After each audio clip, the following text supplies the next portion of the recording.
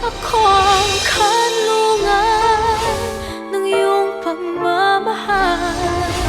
Sa init at lamig ay di ka Hindi ko naman kasi iiwan. talaga mapigilan yung sarili ko pag nagagalit ako eh. Pero kung yun ang ikagagalit mo sa akin, gagawin ko lahat para mapigilan yung sarili ko. This university is the best university. That's why inisip na namin na mag-donate ng scholarship program dito sa school nyo. That program will be under my wife's name. Totoo mo yan, pare Koy? Ano naman, Ena? May scholarship na ako. Aalis na nga lang tayo. Nagsusungit pa rin siya. Mahal tayo nun. Iba lang siguro talaga yung paraan niya ng pagpaparamdam ng pagmamahal niya sa atin. May nag-qualify na para doon sa scholarship program natin. Gusto ko na siya makilala. May gusto po akong ibigay sa inyo invitation for Scholars Night para ma-meet niyo yung scholars for this year. Ma'am Geraldine? Ang mahalaga ay makilala mo yung tumulong sa'yo kasi hindi lahat nabibigyan ng pagkakataong mag-uwi. Kaya maswerte ka, Diego. Sige, pupunta na po ako. Ikaw ang dahilan kung ba't ako namatay. Sabi sa akin, meron doon kayong ibang donor. Hindi ako nag-back out. Te bale, aalamin ko kung ano talaga ang nangyari noon.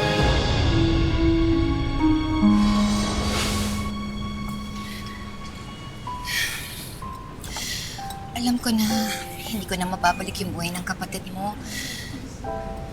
Pero Crisan, gusto ko malaman mo na gustong-gusto ko talaga tumulong sa kapatid mo. Ngayon, kung meron man akong maitutulong o magagawa para sa'yo, kahit na ano ha, sabihin mo lang sa akin.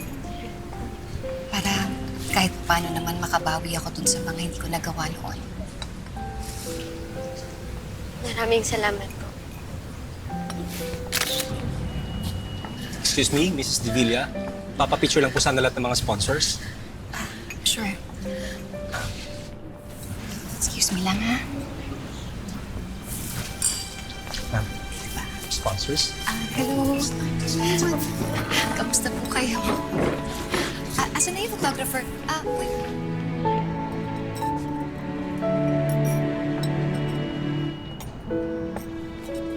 Hi, can I help you? Ako si Diego Ocampo. Hinahanap ko yung sponsor ko. Sige, pwede ka nang pumasok sa loob. Hanapin mo na lang yung table number 15. Sige, salamat. Hindi pa rin ako naniniwala sa kanya. Palagay ko nagsisinungaling lang siya. Mukha naman siyang sincere kanina. Ano ba may ipapaliwanag yun, Crisan? Kung sana hindi siya nag-back out, di sana naoperahan ako, di ba? Sana hanggang ngayon buhay pa rin ako. Kung buhay ako, sana nararanasan ko pa lahat ng nararanasan mo, Crisan. Oo. Lulungkot ka na naman eh. Mabuti pa umuwi na nga lang tayo. Gawa ko na rin naman yung pinunta ko dito.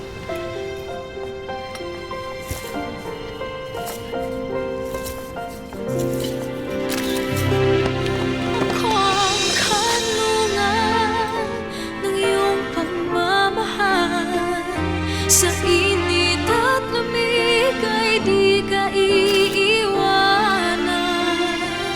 Ang mga bituin gagawin kong ilaw ng lalong magningning. Pag-ibig kong sa'yo lamang.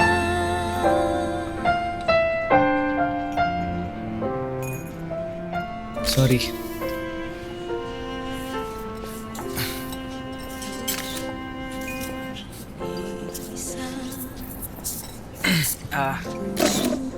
Oh, you must be Diego.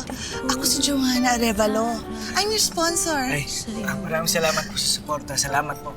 Salamat. Oh, I'm happy to be able to Diego. give back to my school. Let's have a seat. Maraming salamat po talaga. Oo naman. Galing mo naman. Keep up the good work. Pasensya na po. Puso, pati ng kaluluwa, ay kaya kong ibigay sa'yo dahil mahal kita kahit na kailanman. Ikaw lang at walang iba. Nakilala mo ba ang sponsor mo? Oo.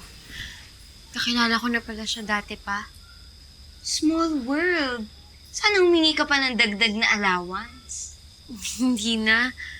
Sobra-sobra na rin kasi yung tulong na binibigay niya sa akin eh. Kulang pa yun! Kulang pa rin sa pambayad niya sa kasalanan niya sa akin!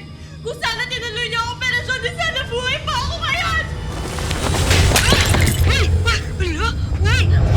Paano nalaglag yung halaman? Alam! May nararamdaman ako. Parang may masamang espiritu ata tayong kasama dito ngayon eh. Ano ba yan? Natatakot tuloy ako. Tulog na nga tayo. Oo, matulog na tayo. Sige na. Okay lang ba sa'yo muna ako tumabi?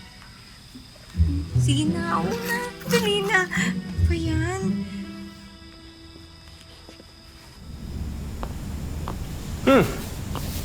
You're home. You won't believe kung sino ang scholar ko. Si Crisanta Bautista. You remember her, right?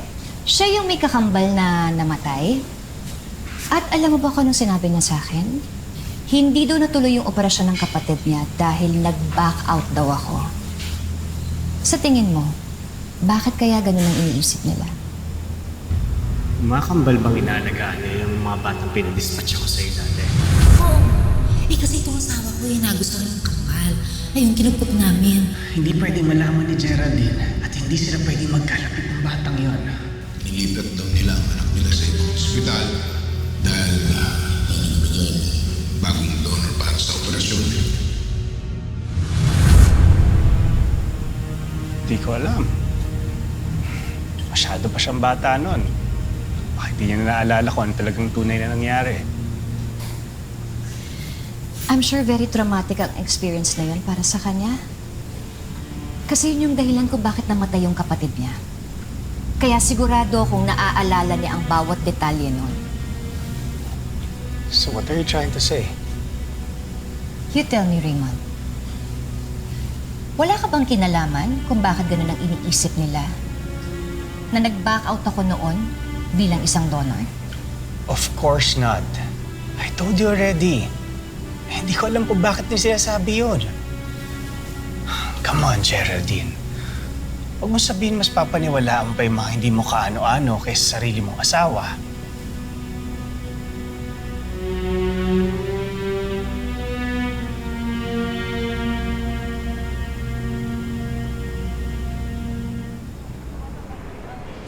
Manamit ko na yung sponsor ko.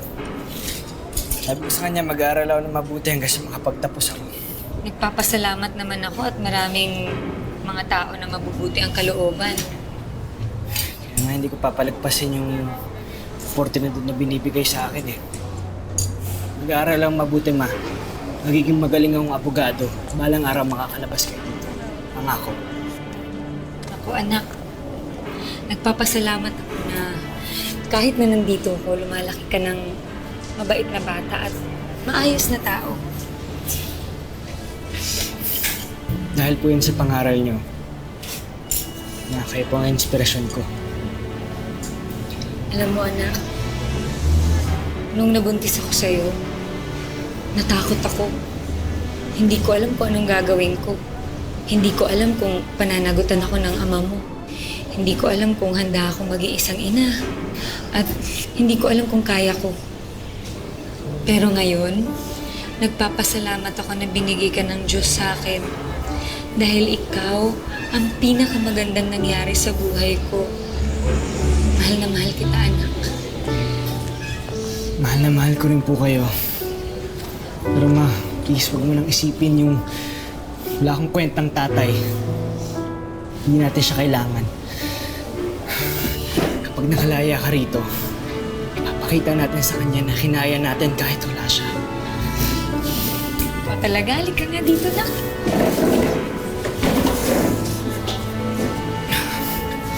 Halika na. Mahal na mahal kita, anak.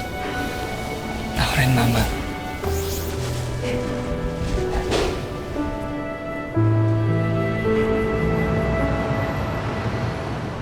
Papa, we have a problem. Ano na naman ginawa mo? Why do you always have to assume that it's my fault? Papa, it's Geraldine. Nagkita sila nung anak niya. And worse, sinabi sa kanya nung bata na dahil nag-back out siya, kaya hindi natuloy ang operasyon nila. Papa, pinaghihinalaan ako ni Geraldine na ako may kasalanan ng lahat ng yun. Well, she's right. Papa, hindi niya pwede malaman yung totoo, di ba?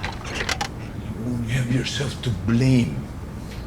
Sa lahat ng mga problema mo. Pinulot ko na lahat ng mga kalat mo. Just keeps coming back. What will I do? Raymond, totoo lang, hindi ko alam. Actually, I don't even care anymore. I already lost a lot of money, not to mention all the research that went down the drain dahil pinatigil mo yung project na matagal ko nang ginagawa, ilang taon na. At higit sa lahat, an innocent child. Raymond, my patient died because of you.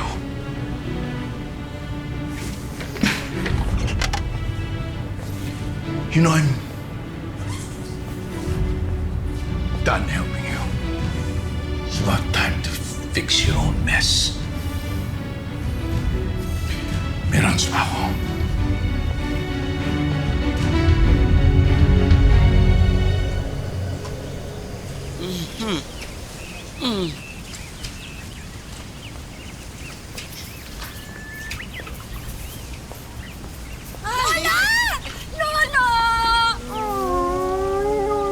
It's so good to see you. Na-miss kita.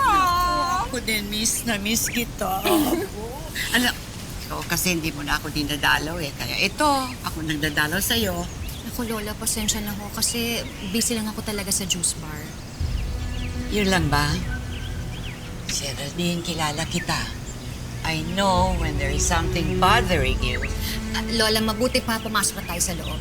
And I'll tell you about it. Okay. Halika na. Ay, Lola talaga. I'm so happy to see you. Halika na. Ano ba yung sinabi ni Krista na hindi daw natuloy ang operasyon ng kanyang kakamal dahil sa iyo? Naku, ewan ko ba, Lola? Hindi ko nga rin maintindihan kung ano ba talaga nangyari noon eh. Pakiramdam ko, may tinatago talaga sa akin si Raymond eh. At yun ang aalamin ko.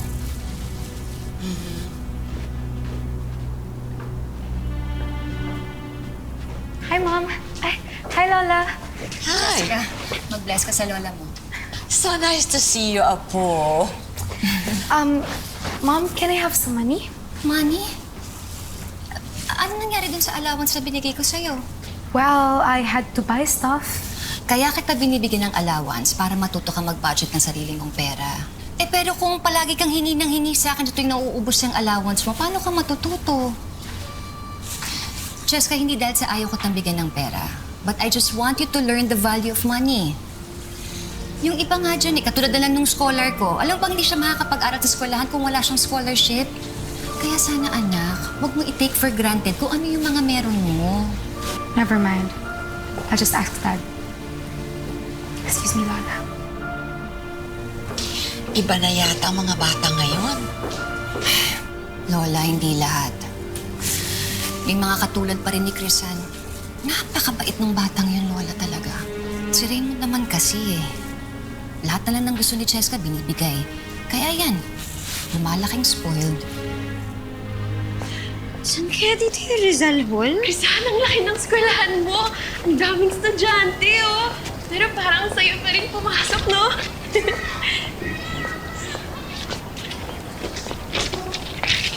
Are you lost? Oo, hinahanap ko kasi yung Or are you just stupid? Sino tinatawag mong stupid, ha? I mean, there's nothing wrong about being tanga, ha? Just don't be paharang-harang because some of us have some place to be.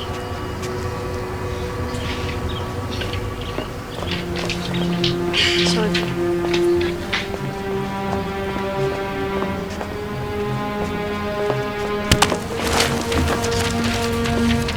Siraulo ka pala eh! Did you just push me? Hindi.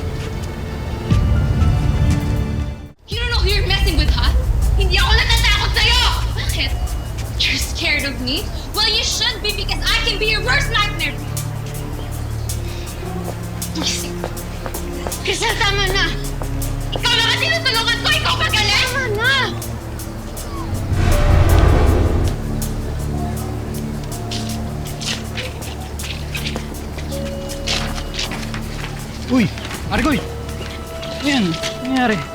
Okay ka lang? Sakit nga ba? Hindi ko kasi mahanap yung Rizal Hall eh. Zalol? Sige, tara. Tulungan kita.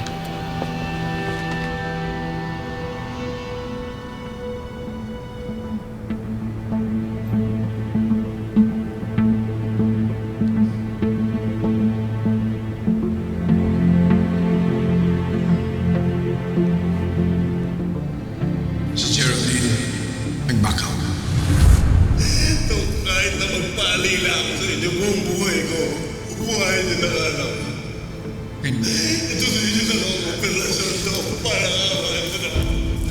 Ito, nagsusumamo ako, no? Mahal na mahal ko ang mga anak mo.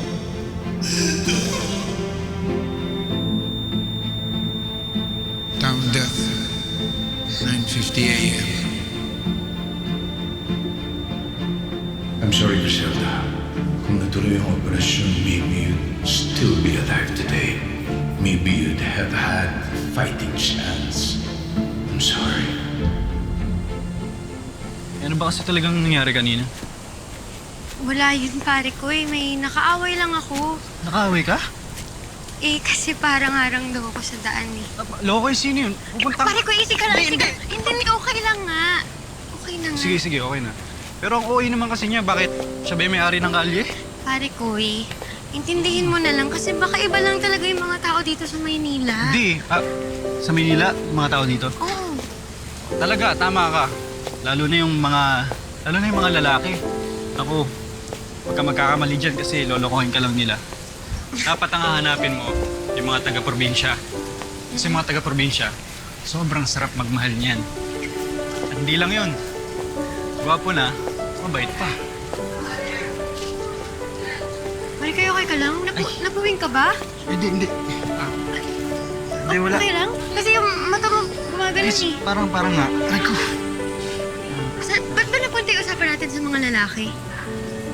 Wala lang. Wina-warningan lang ito. Kasi, alam mo na, basta mag-ingat ka lang, okay? Sige pare ko, mauna na ako ah. May klase pa kasi ako eh. Ingat ka. Ay, pare ko nga pala, may gagawin ka ba mamaya pagkatapos ng klase mo? Wala naman. Ano kasi, baka kasi...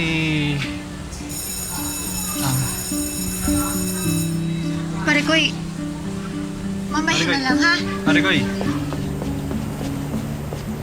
Bakit talaga that stupid girl? Tinulak ba naman ako? Well, you showed her who queen of the school is. Sigurado next time pag nakita mo ulit yan, tatakbo na yan palayo. Well, do you want to go out for snacks? Ayoko pa umuwi eh.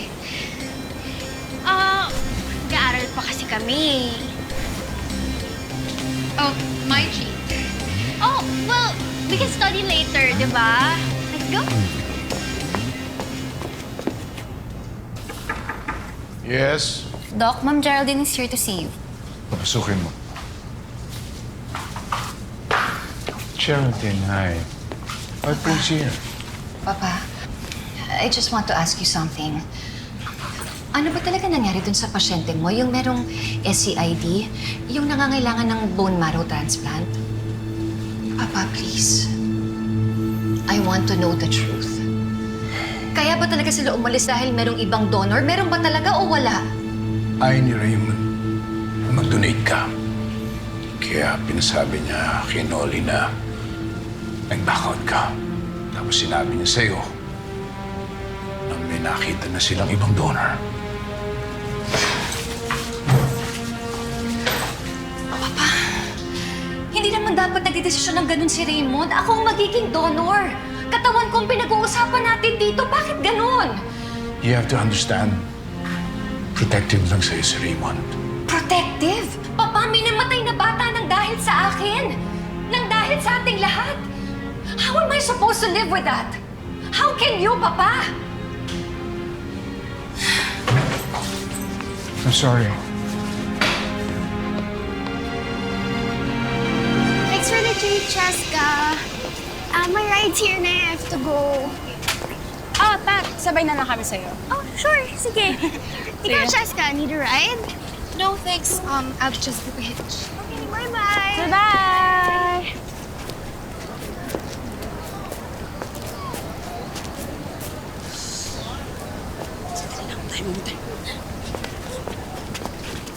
Phone ko yan ah! Excuse me, that is my phone! Sige, pagpilitan mo lang yung phone mo to. Tatawag ako ng pulis. Asawa ko yan. Dapat sa'yo dinadala sa presinto eh. Oo! Dapat tinadala ka! Let's go! Yeah! Akin to! Papahuli ka namin, sige!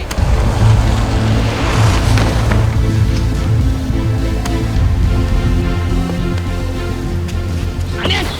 Nagdadala na naman kayo ah! Gusto niyo tumawag ako ng pulis ha? Pulis! Alis na kami! Pulis!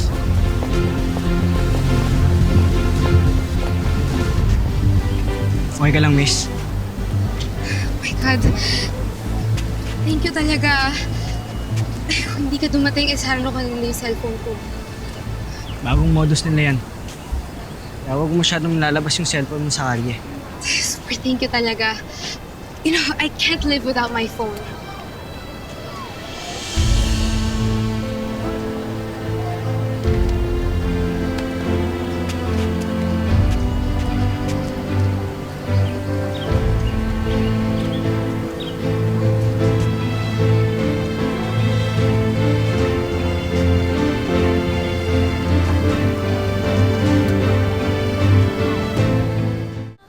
Sige na. Tingnan na ako. Teka. Teka lang. Ito, kunin mo na to. Reward for what you did. Hindi. Okay lang, okay lang. Ingat ka ah.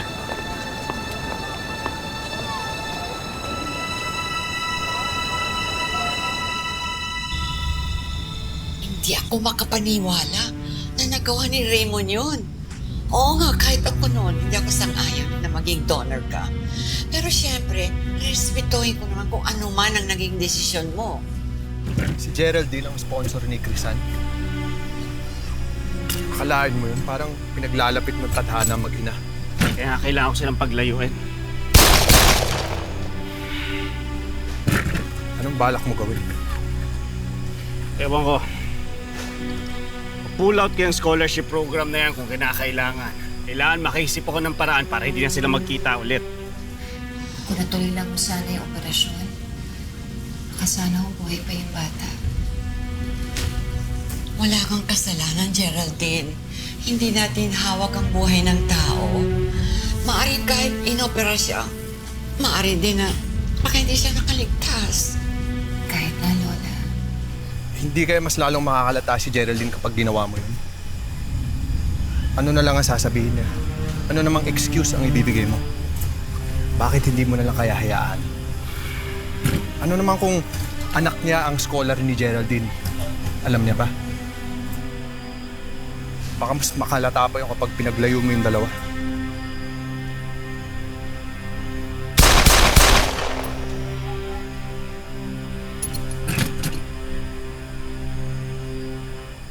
She would have had the chance.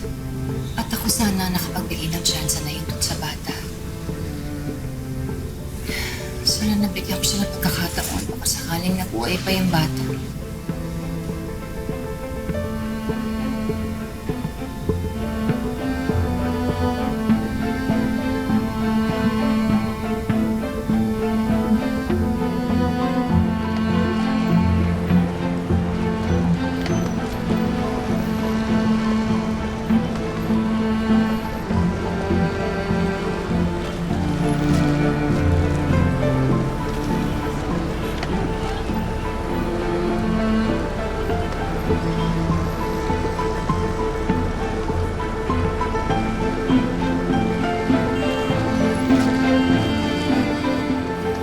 Crisan, galit ka pa ba?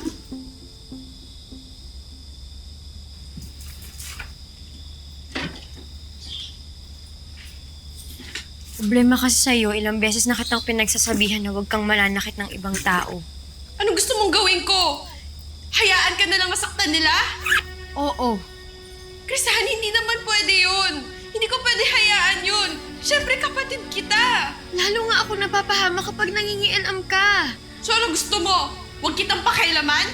Pwede minsan. Hayaan mo naman akong ipagtanggol ko yung sarili ko. Yun na nga yung problema, Crisan. Hindi mo naman pinagtatanggol yung sarili mo. Crisan, ang problema sa'yo, masyado kang palaaway. Ang problema sa'yo, masyado kang mabait. Kesa naman manakit ako ng ibang tao.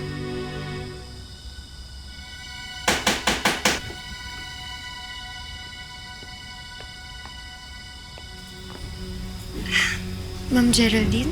Ano ginagawa ng babaeng yan dito?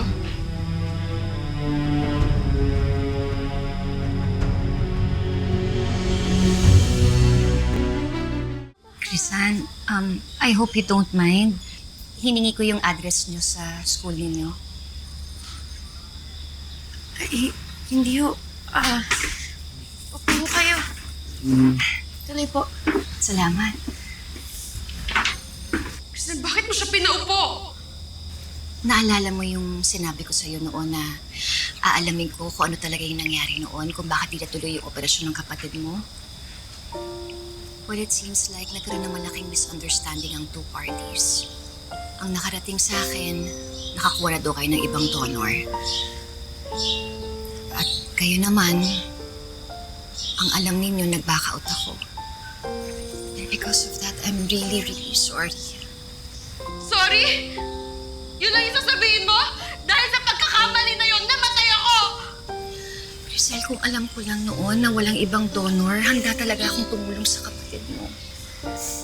Kung natuloy lang sana yung operasyon. Alam ko hindi ko na mababalik yung buhay ng kapatid mo.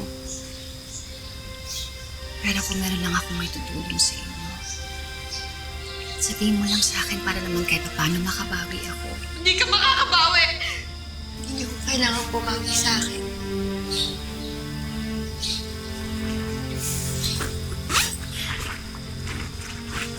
Ito yung calling card ko. Nandiyan yung number ko.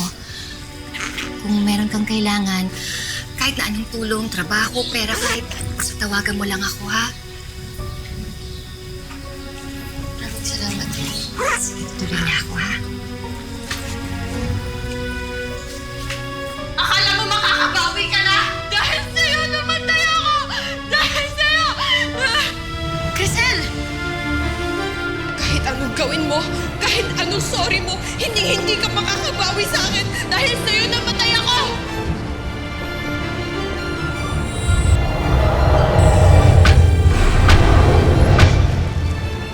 Bakit mo sinara? Hindi ko po sinira, ma'am. Mamamatay tao ka!